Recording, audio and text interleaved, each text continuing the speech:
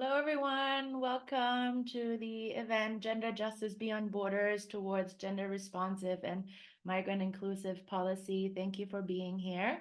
We will get started in just a few moments.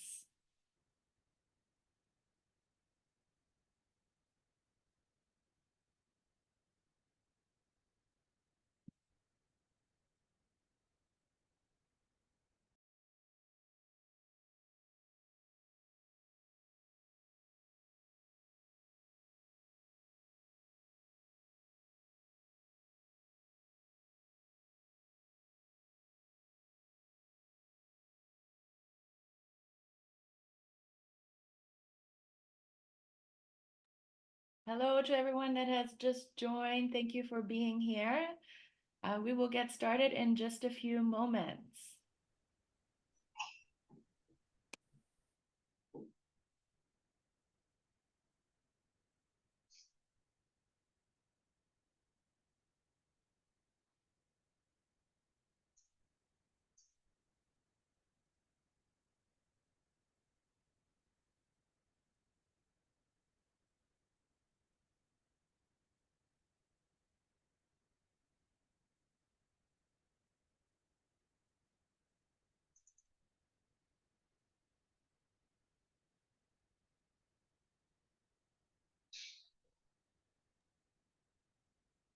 Hello, everyone. Good to see you all. Thank you for joining us for this important event on gender justice beyond borders towards gender responsive and migrant inclusive policy.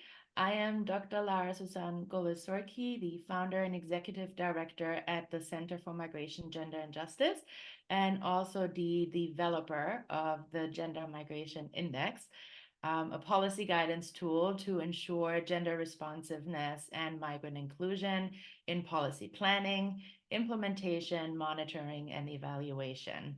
A warm welcome from my end as the moderator and the facilitator for the next hour that we will have together. I'm joined today by two phenomenal speakers, Lilian Anazube, a research fellow at the Center for Migration, Gender and Justice, and Dr. Norin, a research fellow at the Ontario Institute for Studies in Education at the University of Toronto, who will each share their experiences using the Gender Migration Index, as well as additional insights on the importance of gender responsiveness and migrant inclusion in their own work. We developed the Gender Migration Index, or GMI, to address gendered migration experiences which occur along a continuum of origin, transit, and destination countries. Based on a country's policies, gender dynamics might premise the reason for migration, but might also affect experiences along migratory routes and in destination countries. And along this continuum, women, girl, LGBTQIA+, and gender diverse migrants face heightened risks of marginalization, vulnerabilities, and violence. At the same time, migrants, and especially women, girl, LGBTQIA+, and gender diverse migrants, remain largely left out of policy processes that affect their lives. And so to address this gap between lived experiences and policy, the Gender Migration Index presents a tool to strengthen civil society engagement in policy planning, implementation, monitoring, and evaluation. And to, at the same time, to build multi-stakeholder capacity to effectively engage in international review processes, such as the upcoming Summit of the Future. So today's training provides an introduction to how the Gender Migration Index works, paying specific attention to our methodology and indicator system, which are based on participatory action research, meaning including you as our potential future partners. So again, thank you for being here. And to demonstrate how the index works, I will offer a case study of the application of the Gender Migration Index and a step-by-step guide on what we envision in terms of a partnership. Following this overview, you will hear from Lilian Anazube and the ways through which migrant youth have engaged with the Gender Migration Index. This focus on migrant youth perspectives is then followed by a snapshot of the ways through which civil society organizations working with migrant communities, namely our partners at Newcomer Women's Services Toronto, have applied the tool. And Dr. Norin will share insights on this matter and more. And then we will conclude the session with an open Q&A and a specific invitation to become partners in using the Gender Migration Index in some of our ongoing projects. So again, a warm welcome. Thank you all for being here. Feel free to use the chat function to share thoughts, comments, feedback, and also questions, which we will then address at the end of the talk. And again, I will begin with an overview, an introduction to the tool, a case study, and a step-by-step guide. Then we will hear from our speakers, and then we will have time for Q&A. So thank you for being here. Allow me to get started to introduce you to the Gender Migration Index. So what does the Gender Migration Index, or GMI, do, and how does it work? The GMI, as a policy guidance tool, facilitates gender responsiveness and migrant inclusion in policy planning, implementation, monitoring, and evaluation by addressing the needs and challenges of women, girl, LGBTQI+, and gender diverse migrants. The Gender Migration Index is based on an indicator system that centers migrants' lived experiences through participatory action research and is aligned with international review processes such as annual, periodic, and regular reviews, thereby strengthening multi-stakeholder engagement and providing criteria for benchmarking policy. And so following these principles of participatory action research, the Gender Migration Index emphasizes participation and action by members of communities affected by the research, or in this case, policy, namely migrant communities and organizations working with migrant communities in efforts to democratize knowledge production at the intersection of migration and gender. And this methodology truly reflects our vision of gender justice beyond borders and our mission of shrinking spaces between migrant communities and governing bodies. The methodology of the Gender Migration Index also premises our indicator system that we developed. And here we build on the IOM's migration governance indicators and the UN's minimum set of gender indicators. The indicator system follows a three-part structure, which I'll go into detail in just a moment, but just to provide an overview for now. There are overall and policy indicators that speak to the extent to which gender dynamics are mentioned, engaged with, and committed to in policy, and the extent to which migration dynamics are mentioned, engaged with, and committed to in policy. So content, engagement, commitment as indicators. And then there's a third set of indicators, namely the migration experience indicators. And these indicators speak to the extent to which migrants access resources, services, information, and accountability as determined by migrants themselves and organizations working with migrant communities. So here is where the partnership comes in. And here's where we have resources, services, information, and accountability as indicators. All of the indicators are analyzed based on a traffic light framework that corresponds to limited, moderate, and extensive levels of gender responsiveness and migrant inclusion in policy. So next, the question is, so who analyzes these indicators? As mentioned, the Gender Migration Index is premised on collaborative inquiry into gender responsiveness and migrant inclusion in policy with corresponding engagement in international review processes. And so as part of these efforts, we at the Center for Migration, Gender, and Justice, as a migrant, women, and youth-led organization, analyze the overall and policy indicators, so indicators 1 and 2, while stakeholders, so our partners, namely migrant communities and organizations working with migrant communities, analyze the migration experience indicators, so indicators 3.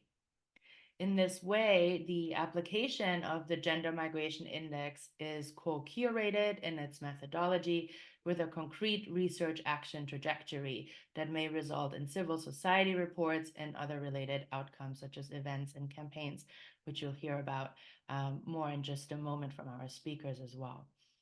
And all of this, of course, in the context of international review processes. So allow me to demonstrate this further with a concrete example of how we've used the Gender Migration Index in collaboration with a community-based organization.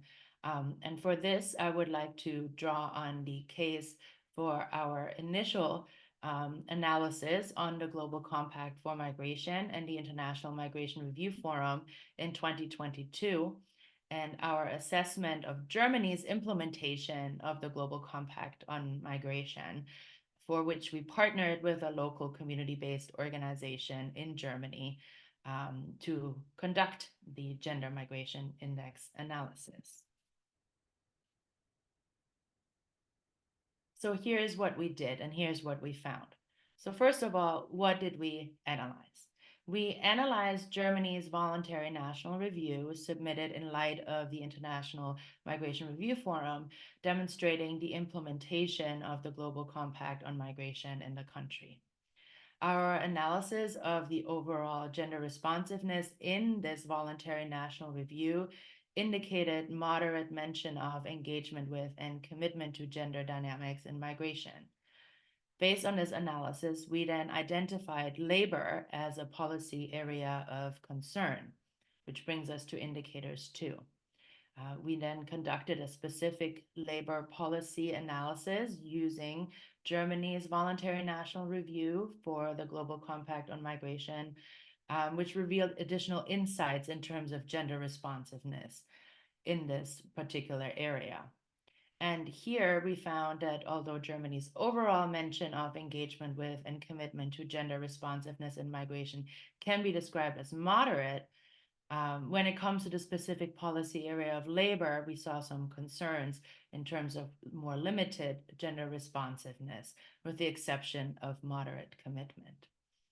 And so this divergence then really points to the importance of the three-part structure of the Gender Migration Index, in which, again, we conduct the overall policy analysis, and then our partners, so hopefully you, conduct the migration experience analysis in order to present a comprehensive assessment that truly centers the lived experiences in terms of the lived experiences of migrants in an intersectional manner.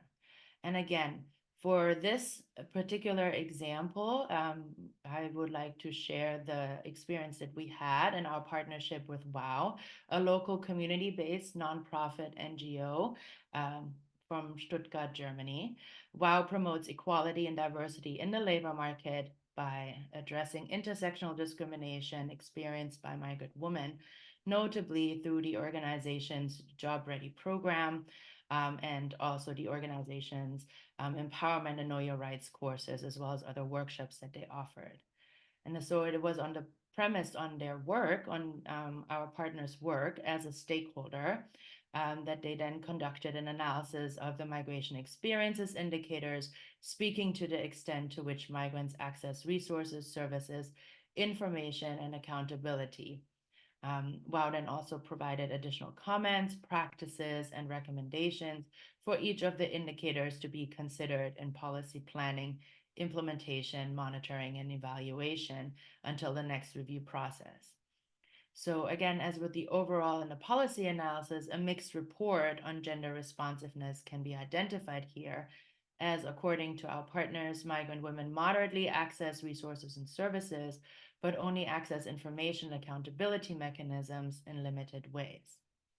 So this is truly an example of what we envision in terms of a partnership in using the Gender Migration Index.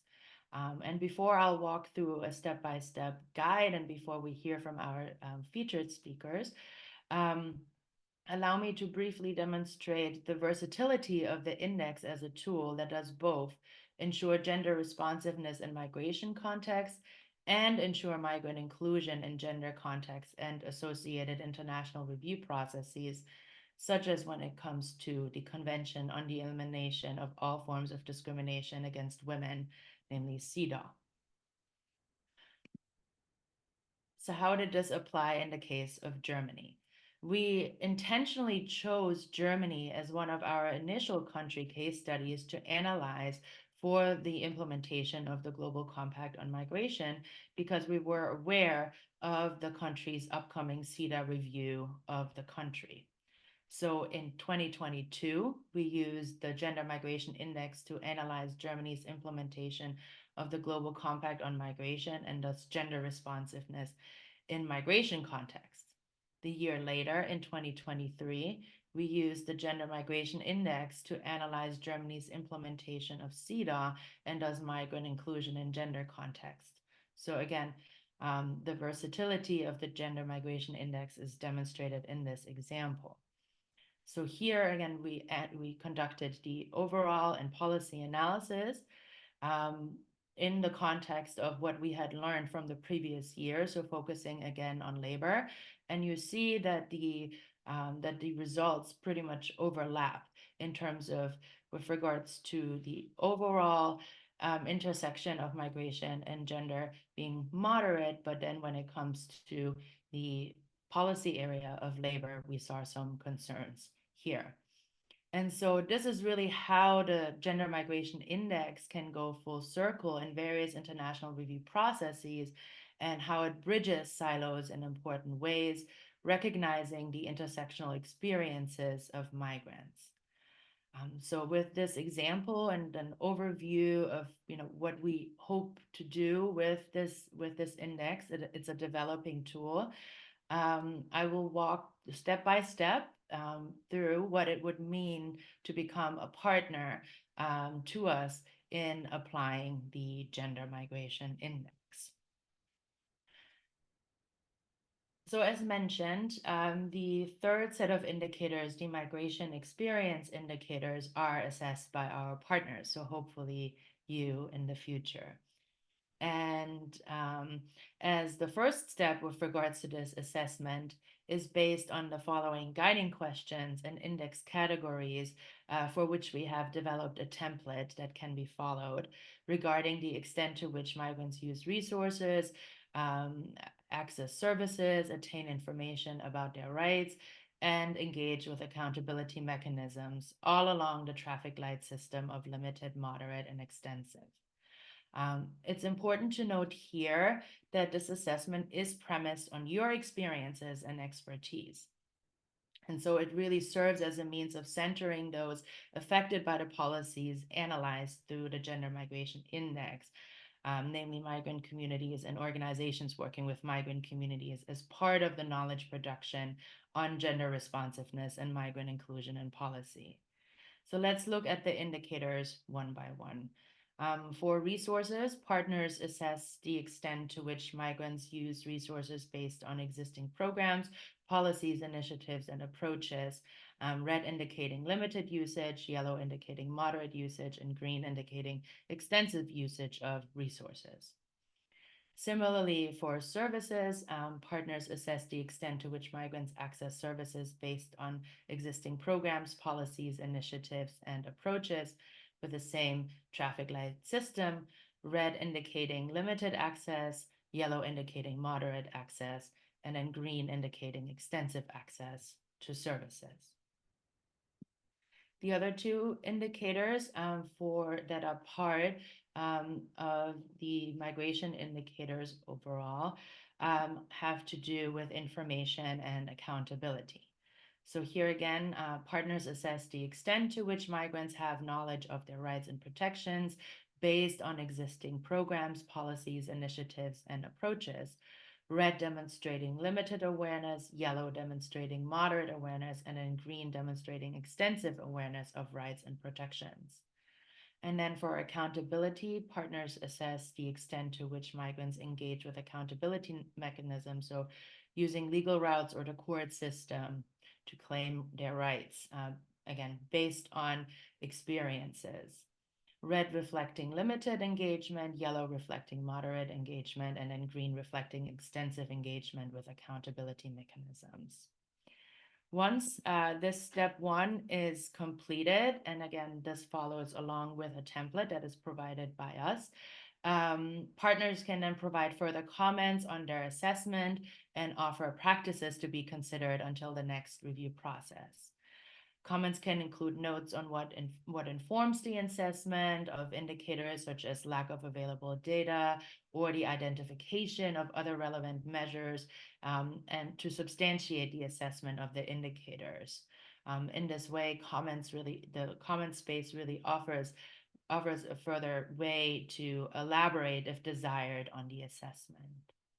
And then practices can include a list of relevant legal institutional frameworks, whether at the international, regional, national, or local level, as well as any existing programs, initiatives, policies, and approaches. And here again, so this would be the space where more information can be shared in terms of what kind of aspects need to be monitored and evaluated until the next review process. Both comments and practices complement the indicator assessment and further create a comprehensive analysis on gender responsiveness and migrant inclusion based on partners' experiences and expertise. And then lastly, for step three, partners offer recommendations for each of the indicators, so specific to and in relation to the evidence-based policy analysis that was conducted before, on resources, services, information, and accountability. For resources, this may involve recommendations to enhance usage of resources by migrants. For services, this involves recommendations to ease access to services by migrants. For information, this involves recommendations to further awareness of migrants' rights and protections. And then for accountability, this may involve recommendations to strengthen engagement with accountability mechanisms by migrants. And so together, these indicator-specific recommendations then complement the traffic light assessment, comments, and practices to offer comprehensive insights on migration experiences based on our partners' expertise. And so to round up my initial kind of overview, case study, as well as a brief step-by-step guide, allow me to stop here for now by emphasizing the importance of the Gender Migration Index, and then I'll pass it to our first speaker, Lilian Anazube, to speak more about how migrant youth has engaged with and used the Gender Migration Index as a tool. When we're thinking about the Gender Migration Index and its importance, we see that the index presents a replicable and sustainable framework to ensure gender responsiveness and migrant inclusion in policy. It strengthens the engagement of civil society, notably migrant communities and organizations working with migrant communities in policy planning, implementation, monitoring, and evaluation. It also builds multi-stakeholder capacity to effectively engage in international review processes. The index promotes a dialogue and information sharing among stakeholders. It also establishes mechanisms for feedback and consultation between migrant communities and governing bodies. And lastly, it provides an indicator criteria for benchmarking policy that can be used by stakeholders for ongoing policy planning, implementation, monitoring, and evaluation. And so again, this is a good place for me to stop for now and pass it to our first featured speaker, Lilian Anazube, who will outline migrant youth engagement with the Gender Migration Index as researchers and as advocates based on her own experience in compiling the executive summary report on gender responsiveness in the implementation of the Global Compact on Migration in the UN ECE region. So allow me to introduce Lilian to you. Lilian is an Erasmus Mundus master student specializing in migration and intercultural relations at the University of Oldenburg, Germany. Her extensive background in humanitarian work includes significant contributions to gender equality as a gender and disability inclusion officer at Equity Watch Initiative in Nigeria, and as an integration and social protection assistant at the Diakoni program of work with Migrants Office and a consortium for migrants assisting NGOs in the Czech Republic. Lilian was part of the inaugural cohort of our Youth Engagement Academy, where she conducted policy research focusing on the intersection of gender and migration using the Gender Migration Index. Lilian, it has truly been a pleasure working with you, and you have the floor now for your input.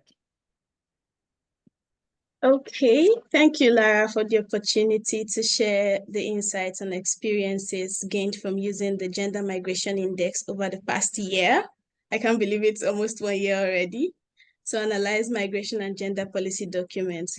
Now, I joined, like Lara said, CMGJ last year within the inaugural cohort of the Youth Engagement Academy. And due to my research interests that lie at the intersection of migration and gender, I was excited, very excited to actually be trained personally by Dr. Lara herself on how to use the Gender Migration Index.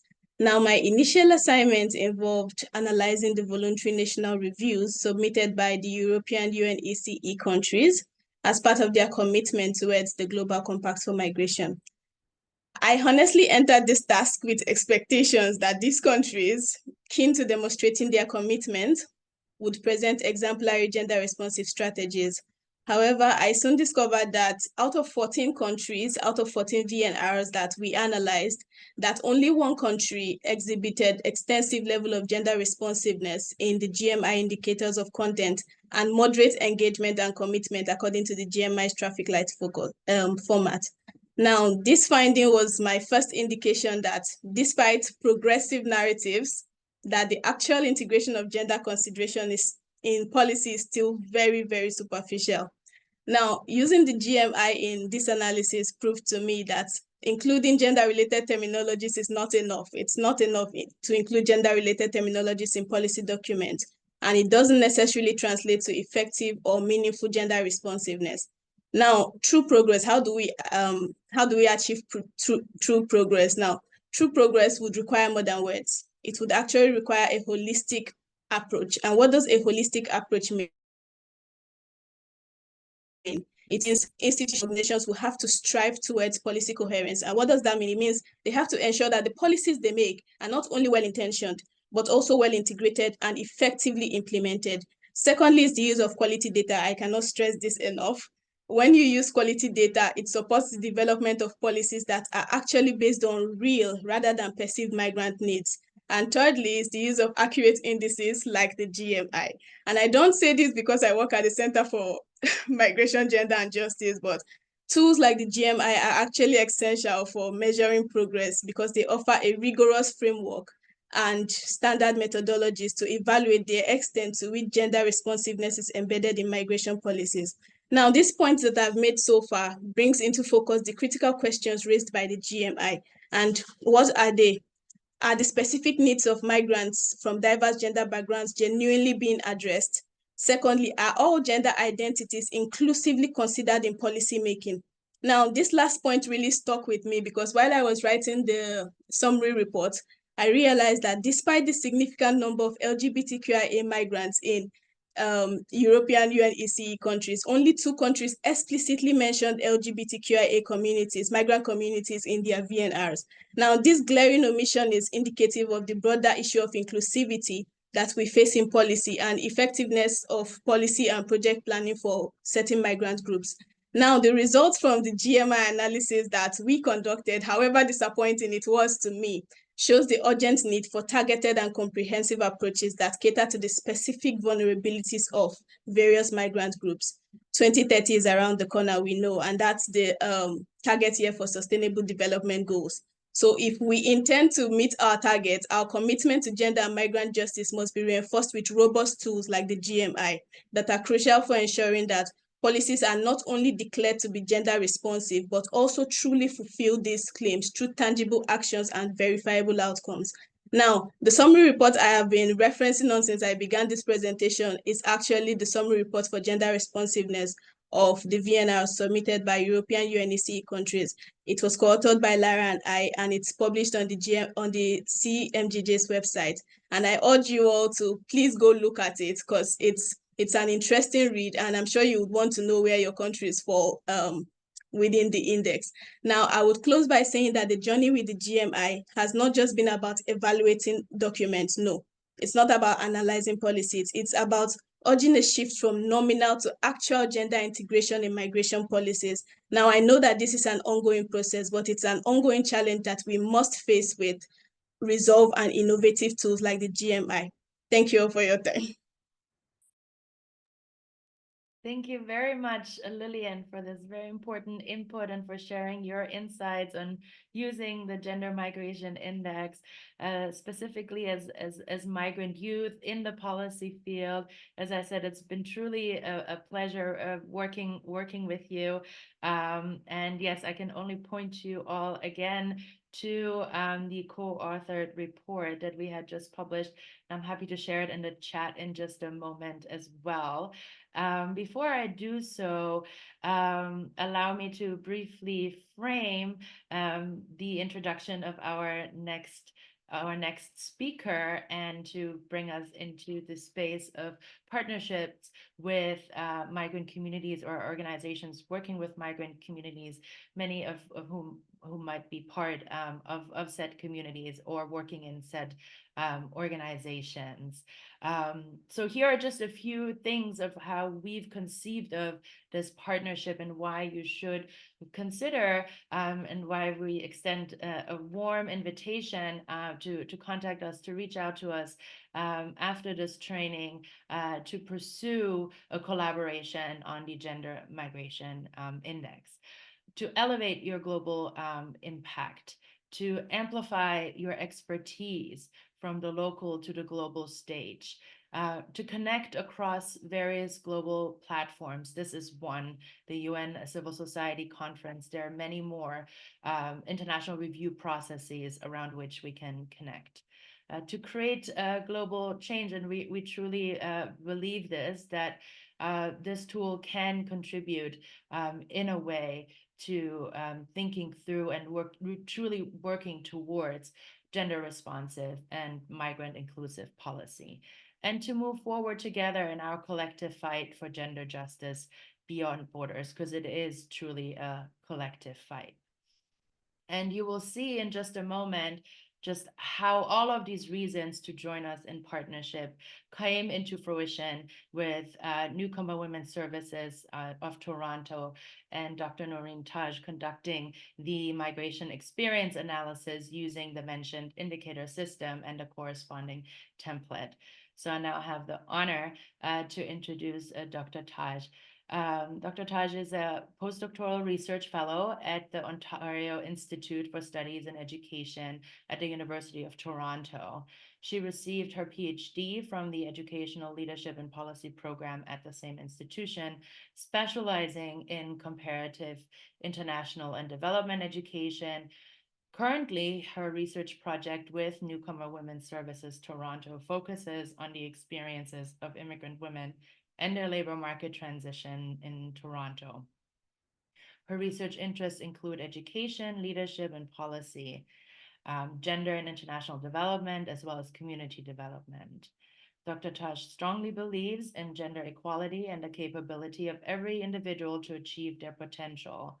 She also teaches leadership courses and studies in communities at both the University of Toronto and York University in Canada, emphasizing equity and ethics. It's an honor to have you with us and to call you a colleague. We're excited to learn from you. Dr. Taj, you have the floor. Thank you so much for inviting me to this space and sharing my research experiences and working with the gender index as well. Basically, my PhD work was more about looking at the global ideas of gender empowerment, gender equality, and then seeing how those ideas and concepts are actually understood by communities. And this project was very interesting for me because I could really see that how governments and stakeholders commit to gender responsive and migration and equality, gender equality, and how does that actually work for communities on the ground? And Gender Migration Index was working on this index with my community partner organization, Newcomer Women, was exciting. We already work with newcomer women who come and settle in Canadian social and labor context.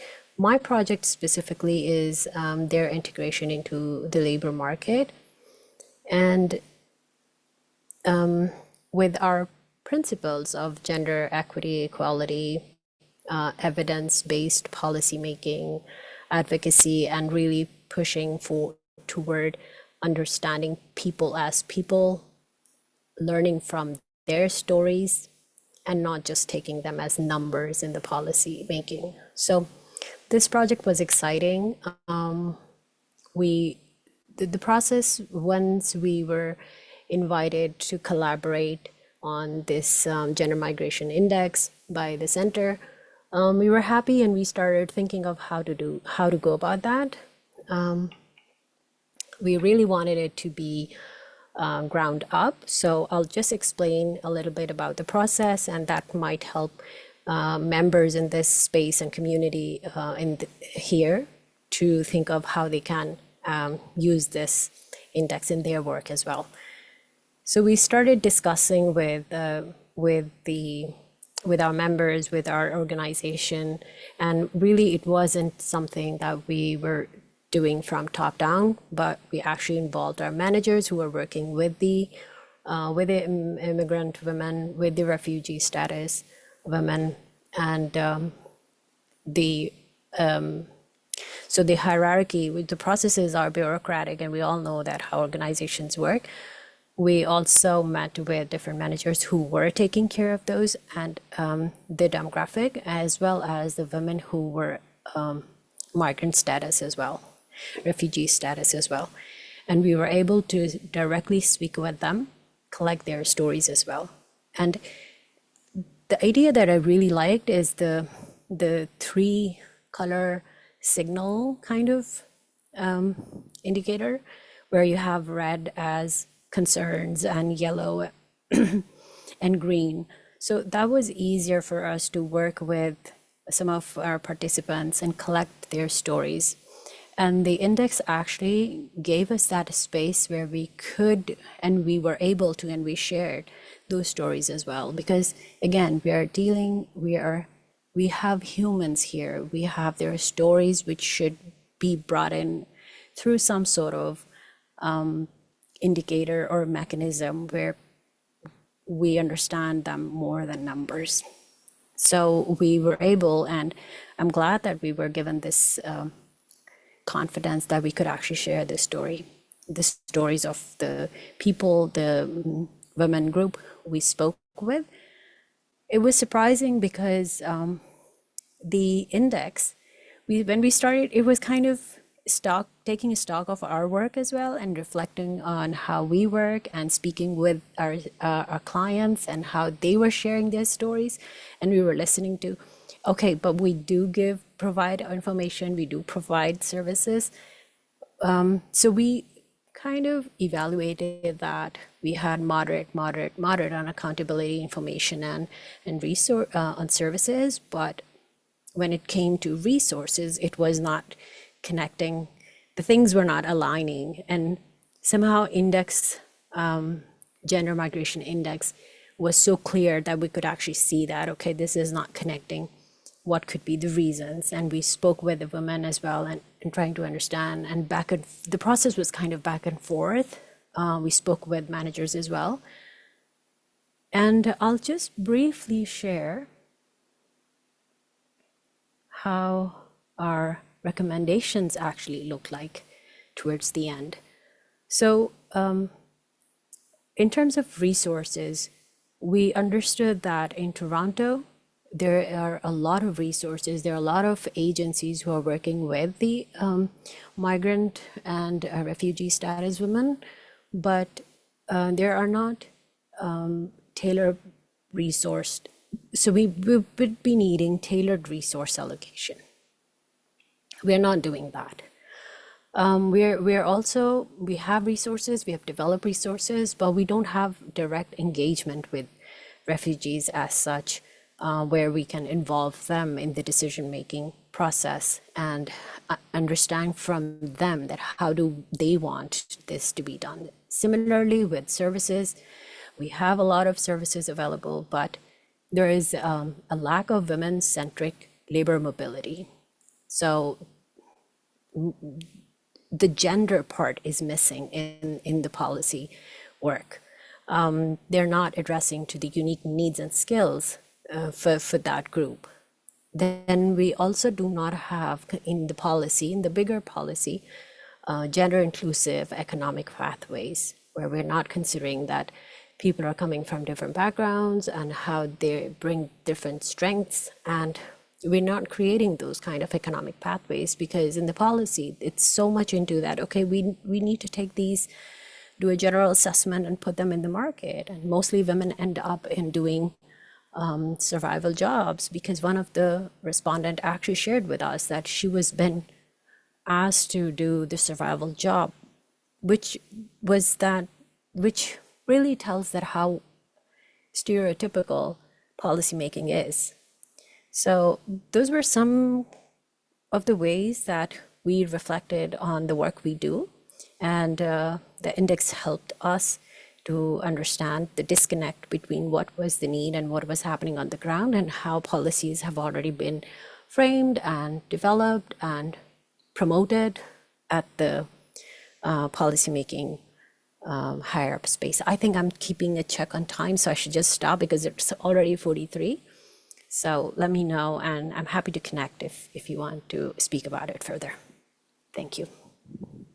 Thank you very much, Dr. Taj, for these insights and for your reflections. I learned a lot also, just hearing from you as one of our trusted partners in using the index. And thank you so much for being here and sharing this with the audience today. I will just briefly conclude with a few remarks, and then we will open up for questions for all of us as speakers that are in this room. And also we saw that there are some questions in the chat already that I would like to maybe also ask Dr. Taj or Lilian to consider if you would like to respond to them. But just to conclude in terms of thinking about, okay, what could a potential concrete next step look like in a collaboration with us? There's plenty of opportunities for engagement, as you can see here on the slide. We've actually used the Gender Migration Index in all of these different international review processes to varied extents. And so again, given the versatility of the tool, because it is inherently intersectional, it does address a range of different spaces, and hereby, again, providing an opportunity also for stakeholder and capacity building and strengthening civil society engagement in these spaces. But I have three very concrete invitations that I would like to extend to you on three ongoing projects that we're working on right now. Since last year, we have applied the Gender Migration Index across all CEDA review sessions, including the mentioned review for Germany. We also submitted a report on Djibouti earlier this year, and we submitted and are in the preparation for the upcoming review on Brazil. So if you are a civil society member from a country with an upcoming CEDA review and are interested in ensuring migrant-inclusive gender policy, please reach out to us. As of January 2024, we are now the NGO focal point to the UN Committee on Migrant Workers' Rights. So we're collaborating closely with the committee to strengthen civil society engagement in the convention's review.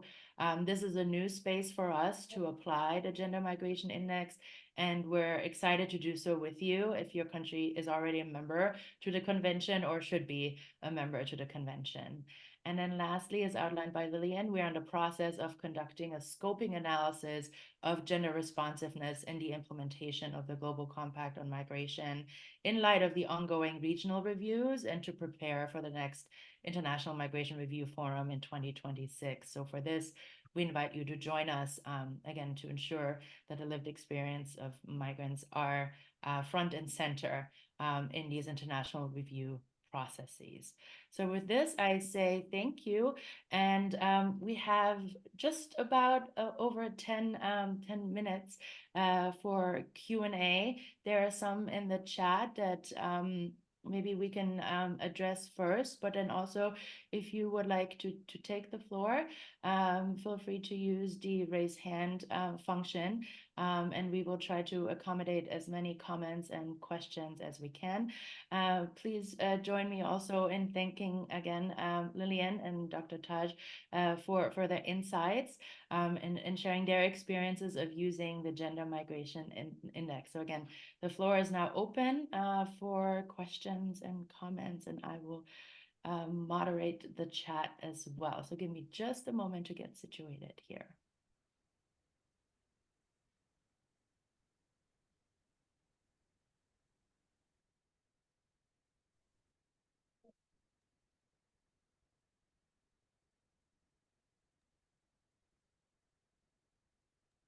Okay, I will begin. I'm going through the chat messages from the top.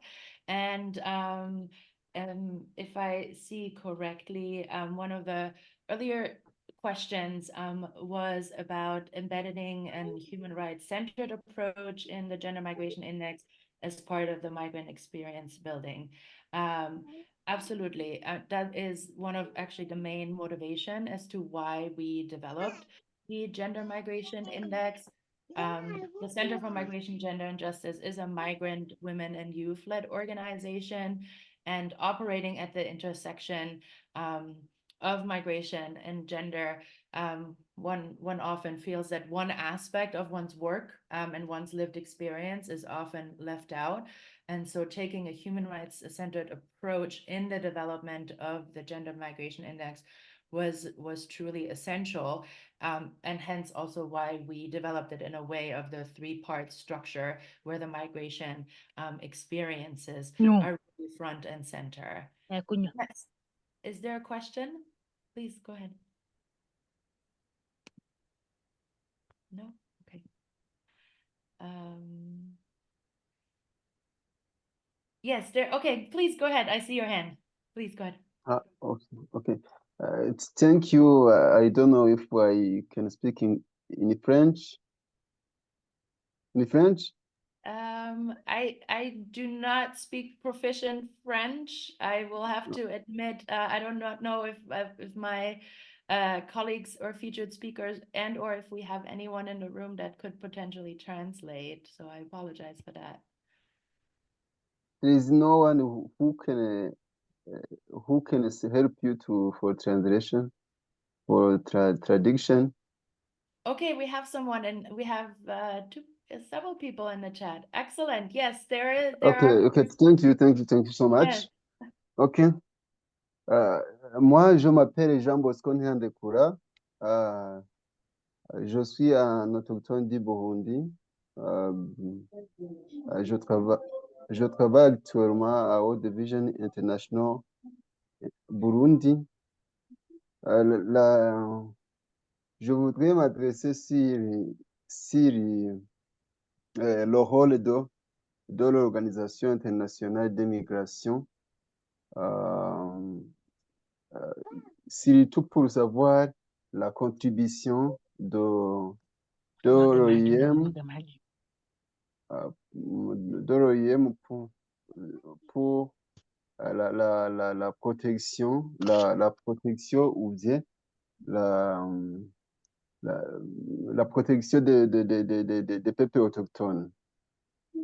Car j'ai vu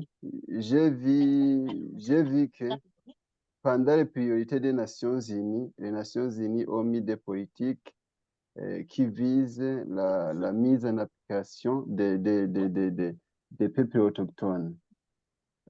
Si on analyse bien, il y a des autochtones qui sont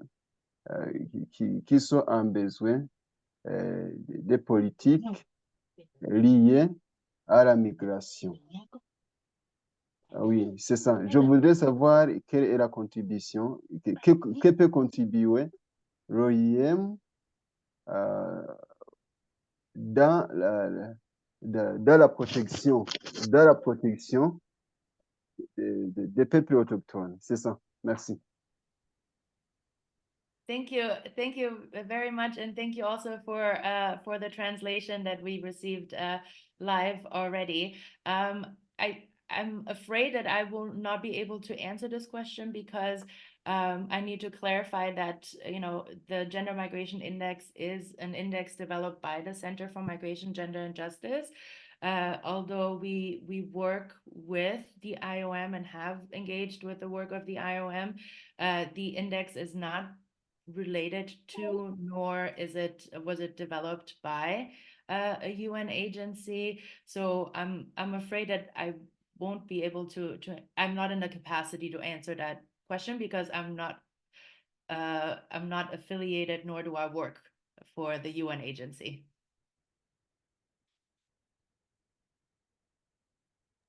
Thank you.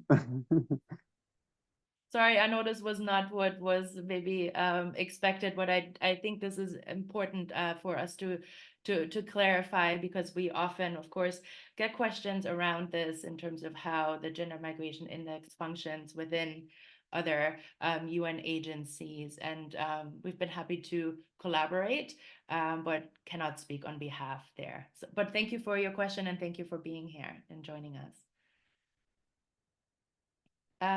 Estefania, I see that there was a question there. If you're in the room and would like to take the floor, please do so. No, sorry, it was just the translation. Okay. Okay. Thank you. Well, I appreciate it. This is what we do, civil society coming together. I love it. This is fantastic.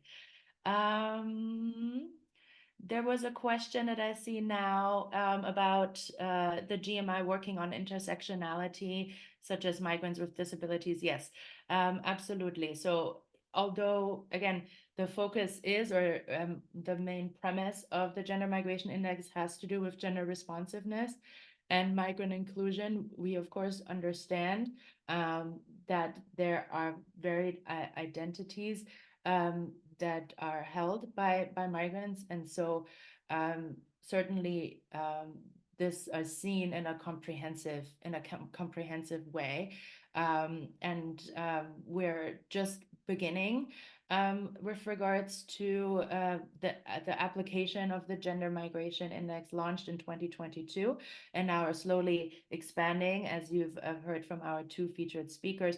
But maybe one note to mention the example that I shared with regards to Germany and the local organization that we worked with there in our initial report.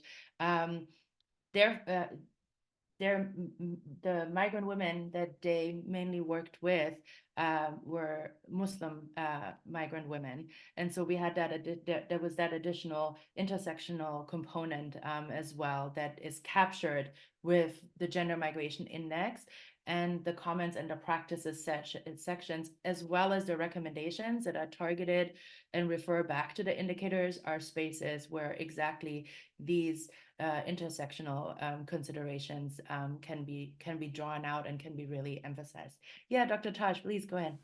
I'll just quickly jump in here, because in our experience, when we were speaking with people and the demographic and women that we work with, we found that the index had this flexibility to incorporate intersectional viewpoints and experiences. So it's really up to how you go about it and how you use it, because in our experiences, we were listening to the stories of women who were mothers as well, who were single mothers as well. So it is flexible, and it gives this space to capture the essence and experiences of intersectional identities. And if you intend that, okay, I have to speak with, I have clients, I have people, and I need to capture this, the index actually allows you to do that. So I really appreciate that, how the flexibility of this, of with resources and information, accountability, and moving forward of recommendations as well. So I'll just zip up now. Thanks. Thank you, Dr. Taj. That's great feedback also for us to hear that you using the template, that was the experience, that there was space and that it was flexible and comprehensive in that way. Are there any further questions that you have? Anyone in the room with regards to the index, broader topics around gender responsiveness and migrant inclusion in policy?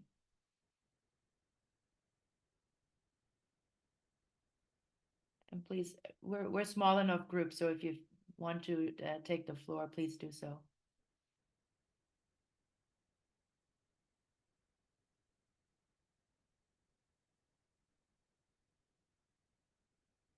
I saw that there were several requests in terms of how you can connect, and happy to share our email here with regards to that, and then I'll issue one last call for questions. If not, I'll pass it back to our speakers for maybe any concluding remarks or anything else that you would like to share for those that I might be interested now that having learned and being introduced to the Gender Migration Index, of things that one might want to consider.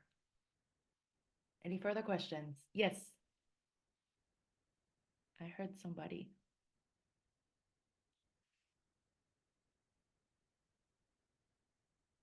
Okay, maybe that was just me. Lilian or Dr. Taj, would you like to send us off with a few remarks?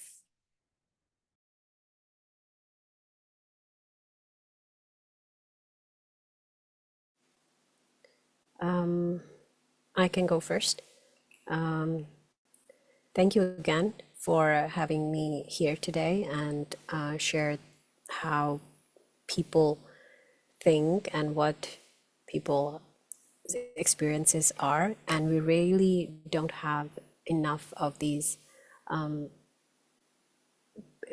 of spaces where migrant people with migrant status, or women especially, can bring their and share their stories. And policy and I find it in my teaching and my community work as well, that policies are very top down, and we as community partners need to come together to envision Your a audio future. cut off for me. I'm sorry. Might have just been me, but Or maybe my internet. try again.